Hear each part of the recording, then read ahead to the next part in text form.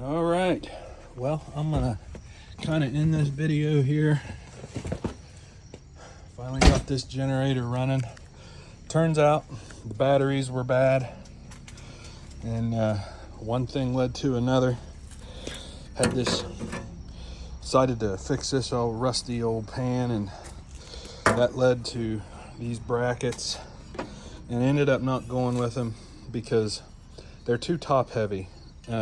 With those two bars in there, the way the battery would sit, they just kept wanting to kind of fall forward, and I don't really trust my welding abilities to really trust those heavy batteries tipping forward and falling out of the RV if we hit a bump or something. So ended up using some wood,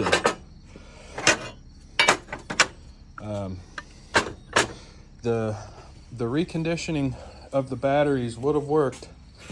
Added the new acid to it, and took a little while to get the right mixture put together, but finally I got it right, and they were gonna be used, but ended up dropping one, and it landed on the ground and cracked.